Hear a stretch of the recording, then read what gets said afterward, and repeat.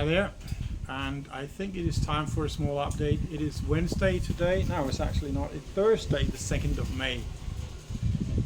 And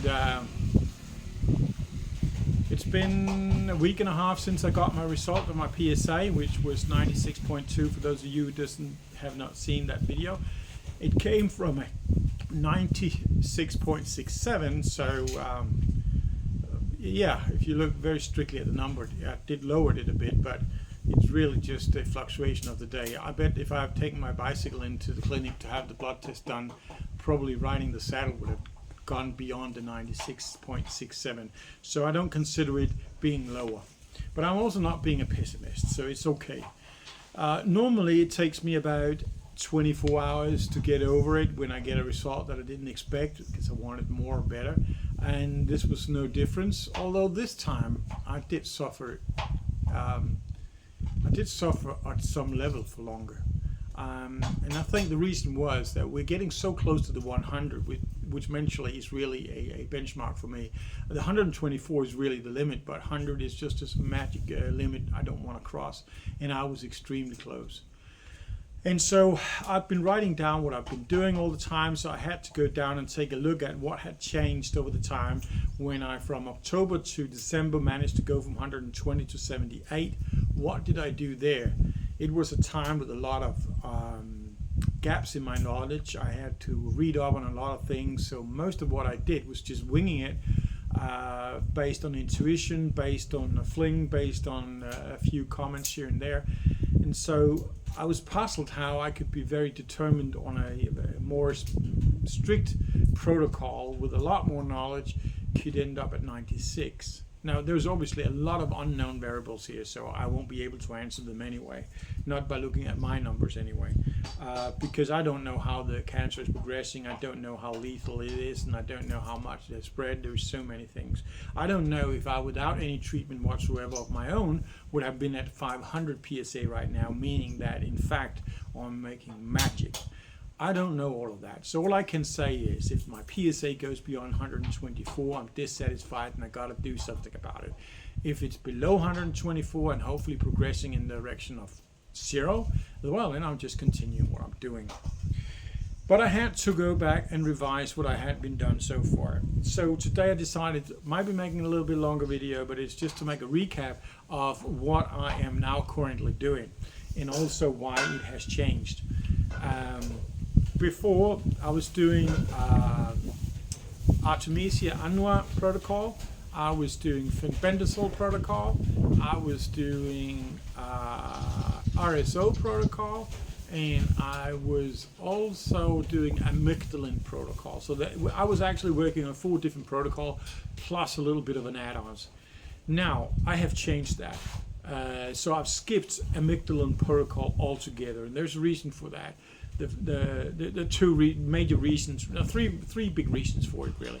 First and foremost, I've not come across anybody who had a story about being healed prostate cancer with amygdalin. I've heard a lot of stories about people having success with lung cancer, pancreatic cancer, and brain tumors, and stuff like that, but that's not what I'm interested in. Prostate cancer is a different animal. Secondly, it is very distasteful. It doesn't taste much, and it tastes very good. So it's a bit of a struggle. Also, if you're going to do intermittent fasting, you cannot eat 15 grams of nuts in the middle of the day if that's not within the span. So you have to do it within your eating time, but that becomes a very, very cramped thing.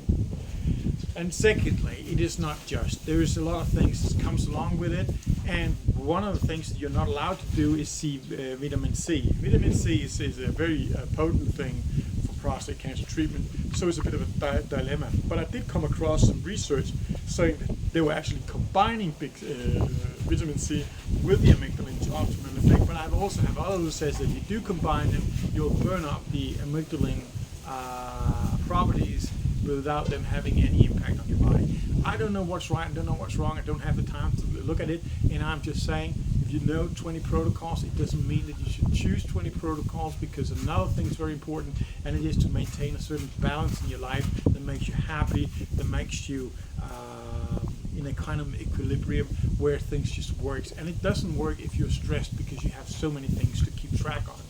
And it is a puzzle when you're doing this. There are no silver bullet, and people that say there are not one thing that does it all, but there are things that does it if it is in conjunction with other things, but it has to be done the right way. So let's look at how my day looks like. The first thing I do in the morning when I get up is, and I've just started that, and I have to start saying that, I am drinking alkaline water. Got this little baby here. I am still waiting for the little thingy to measure the pH values in here, just to make sure I'm not being pulled around by my nose. But I've seen a lot of ads, and I've seen a lot of DIY, and I've seen a lot of things from it, and it looks very promising. It converts the water into now about 9 pH in value, plus 9. And this I've taken without having too much research into it, but the glimpses I've had is that cancer does not like an alkaline environment, and I do believe that there is certain logic to that, because again, if you look back at the ancient people, how did they live? But they lived very alkaline. It was meat, and it was water, mineral water for most, I should say, and it was plant-based for a little bit of a bit amount of that. So they don't have all the sugars, and they didn't have all the things we put into it to make our body more acidic. But that's also why I'm also only drinking 1 glass of that in the morning and 1 glass in nighttime. I'm not doing it along with my dinners, because the acidity levels are very important for our stomach to work and do its job when we eat food. We don't want that alkaline. So I believe there are something to it, but I also believe you're at the right diet. You really don't need it all that much. So this is just a kind of an add-on that doesn't interfere in what I was doing. When a friend of mine suggested it to me, my first response was kind of rejecting it. Thank you, Bob. But he mentioned it, and I took a further look into it, and I realized it was a protocol that I could keep without having interference with the rest of what I'm doing. Anyway, the morning then starts with a little range of pills that I'm taking. I've made my own curcumin, grinded fresh pepper capsules here. 300 milligrams of curcumin in each. I'll take 3 in the morning and 3 in the afternoon. 3 in the evening. Then I'll take 1 capsule of D3K2. I will take 1 capsule of Tudca. That is for liver health. And then I will take 2 capsules in the morning of the saw palmetto. I used to take that before, but I think about 3 or 4 months ago I skipped it, because I thought it was mostly relevant if you had prostatitis or enlarged prostate, and that really didn't matter much down the road.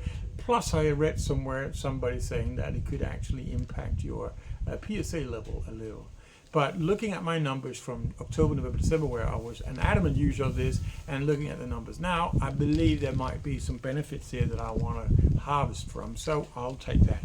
But I'll take 2 in the morning and put 3 aside that I'll take throughout the day. So in total 5 times 450 milligrams. So yeah, that's what I do right in the morning. I have done so far. Tomorrow I'm going to start with my Artemisia annua as well, and that one starts in the morning, and it starts by me having 500 milligrams of Artemisia annua. Now I've usually used about 1,000 milligrams twice a day, and when I did the Amygdalin protocol, I blended it up with my almonds, with my apricot seeds, with my cocoa beans and whatnot I have in there, and a squeeze of water. But it turns out it's a fat soluble thing, so that means mixing it up with water won't bring it into the places where I need it. So I have technically taken double the doses of what I need, but I have done it the wrong way, and I've done it with the wrong ingredients, so I've had no value of it. In order to make the Artemisia annua go the whole way, I'll mix it up in a little bit of castor oil. Castor oil, in contrary to MCT oil, goes a lot further in the body, as far as the research I've been looking at shows. MCT oil is what I use for my cannabis oil, but I do it orally, and it's very good because it goes in your bloodstream. You put it on your thumb very easily. But castor oil for ingestion things is a very, very good means of transportation. So that's what I'm going to go. But along with that, and that's why I've been putting on the break, I need some iron supplements. I need 20 milliliters of this one here, floradix. I did not have it before, just got it today. So today I'll start that out. 20 milliliter in an evening time before every meal, and then in the morning twice you do the Artemisia annua. You do once and then nothing on an empty stomach, and then again and an empty stomach, and then you eat. So that's the protocol. Didn't work that way when I did it, so obviously it didn't work at all. Midday, like I said, that's the second time we do, not this one, sorry, that's the second time that we do the Artemisia annua. Not long after that, I will have myself one of these serrapeptase. Didn't know that, but these is an ingredient that helps transport dead cancer cells out of your body allegedly. If you do not do that, the cancer will just be cannibalizing on the dead cancer cells and use that as fuel for future growth. So when you're killing off cancer, you need something that clears the body. This is a detox thing. I have 120,000 PSU or SPU or PSU or something like that. I'll take one of these a couple of hours before a meal on empty stomach alone. So yeah, then we get to lunchtime, typically about 11 o'clock. I do intermittent fasting now, which is from 10 to 6 or 12 to 8, somewhere in between that span, but I got 8 hours of eating time, and that's what I keep to. When I get to that, then I get to the more hard-hitting stuff. I get to fenbendazole. Now, I've used fenbendazole before. Before, it was a matter of chewing down 3 tablets, total 450 milligrams, twice a day, one in the morning, one in the afternoon. I started blending them up with my Amygdalin and my Artemisia annua just because I got tired of swallowing it, and I thought that would be an easy way to do it. But now, you gotta have these with food. You gotta have these preferably with fat food. So again, I've been doing it wrong. You also want to make sure that they have easy access through the blood barrier, and it ain't got easy access just by nature. In order to do that, you got to dissolve it in something called DMSO. So I take 2 grams of DMSO and I dissolve the tablets in that, and I only take 5, they're 150 each, so 750 milligrams, but I combine it with a 12 milligram and a 6 milligram, total 18 milligrams of Ivermectin in that same powder cocktail. Dissolve that very thoroughly, and then I dilute it with some pomegranate juice, which I did use for a while, but then I skipped it because the sugar content had me worried that that was the reason why my PSA didn't go. But I keep seeing pomegranate juice as being something popping up as being good. All natural, it is naturally sweet.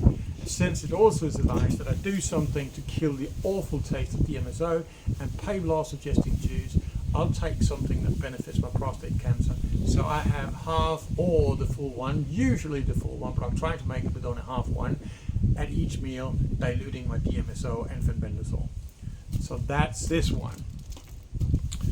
Now midday, I forgot, I'll also be doing about 10 o'clock, one suppository. It's half of one ice cube. There's in one of these here.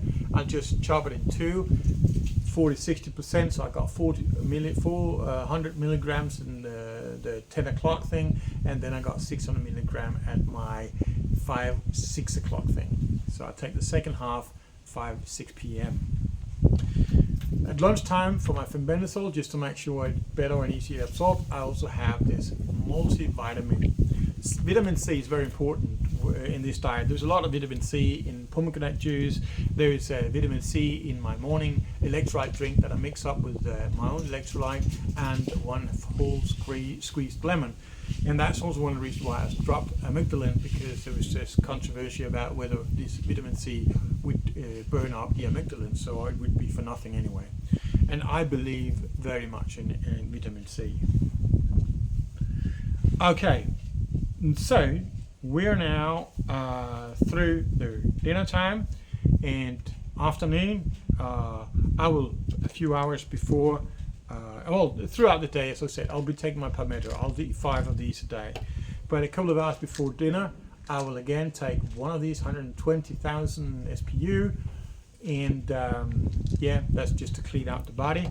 And then when I get to the dinner, the whole shebang again with Ivermectin and fenbendazole, vitamin injection, my powder diluted in DMSO, and then just get myself a fatty meal, usually some good meal, or broccoli with eggs and bacons and stuff. Very delicious.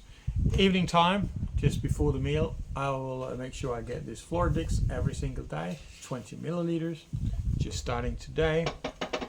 And then in the night time, I will also finish off with an alkaline drink. Like I said, 2 alkaline drinks a day, just to balance it in that direction if I'm not perfectly on the alkaline side. This here is tedious, but that's the only thing I got. And I got for another 3 weeks of use left. But I have got fenbendazole powder being shipped in from Germany. It was 100 grams for a lot of money, $120 or so. But since I only need 1 gram, 1.5 gram, 2 grams a day, then 100 grams will last me about 2 months. 5 of these equals about 4 grams. 1 gram of powder equals 1 gram, which means when I'm diluting this with DMSO and I get the powder, it's going to be so much easier to digest than having these chunks of nothing. So I'm looking very much forward to the powder. Nighttime, I do also supplement my RSO with a bit of cannabis oil. I've been using my CBD here at 20%, half a milliliter. This is about 10 drops. It's about 100 milligrams, 100 milligrams of CBD orally before I go to bed. I believe that if you get the oil from both ends, with the priority obviously on the rear end, because that's where the prostate is and that's where you can absorb the most without having to get intoxicated by it. But having it from both ends means you get the full benefit of it. I think that's the way to make sure it just flushes through the whole system with full value. Use the CBD20 here.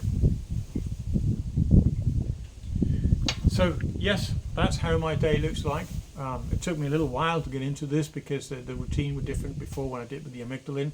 But as you can see, I have claimed before that it was that 50% fenbendazole protocol. I claimed that I was on 100% Amygdalin protocol, but I was not on any of them. I also claimed that I was on the Artemisia annua without knowing it's a fat soluble, so I just diluted it in water and chuck it down, basically just peed it out. So yeah, and not even my RSO protocol has been up to date. I forgot to mention that because the story about that, let's just take that now with the video, it's already getting long anyway. The story is that when I started out, I heard cannabinoids is good for cancer. Boom, enough for me. Found a place where I could buy some cannabis. I heard CBD was the way to go, ordered CBD. Then I was researching further as I was taking the CBD, and I realized that there was different messages out there. There were some saying that THC is the one that does it, and it's a matter of the indica strain or the sativa strain, but it has to be high THC with the indica strain and it will work better. The RSO, Rick Simpson oil, is a high THC, usually in the ratio of 4:1 THC CBD. Okay, so after having that researched, I then went out and searched for the best CBD strain and the best THC strain for money could buy, and I got the Sour Haze, the CBD at 18% and 2% THC. And then I found a Night Move at a little bit more expensive, but it was 26% THC, 0% CBG. Now I got the best oil in the world, right? I thought so. So I made it, I made suppositories from it, I've been using it. But eventually, I started digging into whether there were certain strains that are better for prostate cancer than others, because I started reading what they work for, and some were good for anxiety, and some were good for stress, some were good for sleep, and insomnia were not. But in my research, I realized they're all shooting just with cannons here because they have no idea. So all the RSO seems to be made from multiple strains, typically between 10 and 15 different strains. And again, probably with a ratio 4:1. So I have to be out there and I researched again.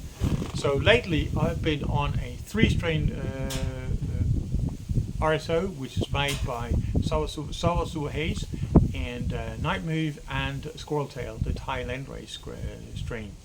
But now I'm up in the game, and I've ordered 2 other strains, and a friend of mine has given me a fantastic strain. I'm so thrilled about it. It's just, oh, it's so pure candy. It's called Peanut Butter Breath, and he has his own farm where he's farming it, and he's doing it all the right ways with no pesticides, no nothing. You could just see the quality was different when I pulled it out of the bags. The yield was not the best I've seen, but boy, it is beautiful when it's done. So I'll be mixing that one in, and that's a very strong THC as well. Then I've got something called Blue Haze. I haven't tried that before. I've got 100 grams of that. And I've got another one called Wedding Crasher. So those are the 6 strains that I'm going to make my RSO from. And I'm hoping to be done with that. Now today's Thursday. I could probably be done by Monday. And then I will do a 6-string RSO as well. So you see, I was disappointed with 96.2. Now I'm absolutely exhilarated. I'm thrilled. I'm absolute jump of joy because I can justify why it has not improved, because I've not done anything right. I've done things by the first glance, but my research has brought me to the conclusion that there's so much more. I mean, if you do not eat or take the serrapeptide, you don't get rid of the dead cells, so they'll just be fuel for the old cells. And I'm just referring to the research I have. I'm not the clever guy here. At the same time, you want your liver to be strong. Your liver is the one that guarantees good health. So you want to make that happen too. You want to make sure that the medicine is crossing the blood barriers. So you need something to facilitate that. DMSO does that instead of just flossing it through your body saying, okay, I've got my 900 milligrams and I'm good. No. And now I'm not just at 900 milligrams. I am at a full protocol of 1500 milligrams. Not full protocol, they say 2000, but a 1500 milligram with the right methods, with all the other things I'm doing. I'm pretty confident it's really good. I've also added this one here to facilitate the absorption of it, and I'll get my powder very soon. So now I can honestly say I am on full protocol. Well, not full protocol now, sorry, but I am on full protocol on the fenbendazole, and I am from tomorrow on the full protocol of Artemisia annua. So that is in total 3 protocols. Added my saw palmetto, added my curcumin. Then I am fairly confident this is going to work, and adding my alkaline water. So yeah, that was a long rant, but this is information sharing, and when I get another month, another 2 months down the road, we have to evaluate again. It's very interesting to go back and take a look at what did I do, why did I do it, where did it come from, and where did I head, and did I actually end up going where I was heading. But until next time, as always, stay healthy.